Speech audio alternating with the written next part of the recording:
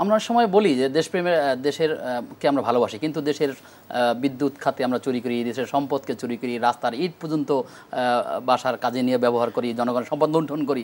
এটা কি আসলে দেশপ্রেম? না না, এটা তো আপনি নিজেই বলছেন।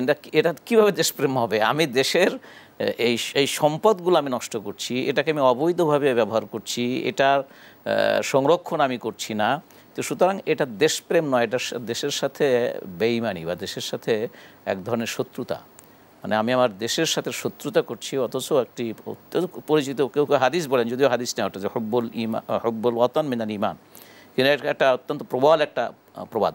এবং নিজের জন্মভূমির প্রতি মানুষের টান, এটা রাসূল সাল্লাল্লাহু আলাইহি ওয়াসাল্লাম দেখিয়েছেন। মক্কা থেকে যখন তিনি মদিনায় যখন যাচ্ছেন, তখন কিন্তু মক্কার থেকে বের হওয়ার সময় যখন করা হয়েছে, উনি হিজরত করে যখন যাচ্ছেন, তখন কিন্তু মক্কার দিকে বারবার ফিরে তিনি বলছেন যে মক্কা, আমি তোমাকে ছেড়ে যেতাম না, যে তোমার অধিবাসীরা আমাকে বাধ্য না করতো।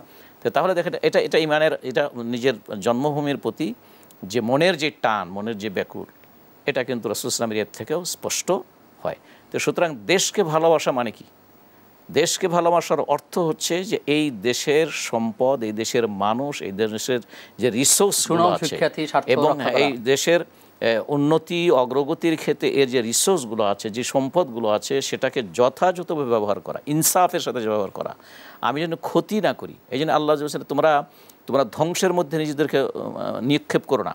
তা আমি যখন আমার জন্য যে বিদ্যুতের যেটা বলছেন, আমার জন্য যে গ্যাস বলছেন, আমার জন্য যে পানি সম্পদ আছে, আমার জন্য যে যা অনেক রিসোর্স আছে, এগুলোকে যদি আমি সঠিকভাবে ব্যবহার না করি, তাহলে আমি যেন ধ্বংসের মধ্যেই নিজকে ফেলে দিচ্ছি।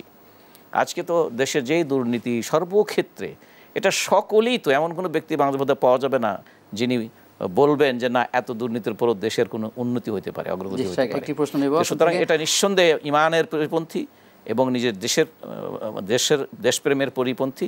এগুলো থেকে আমাদের বের হয়ে আসা উচিত।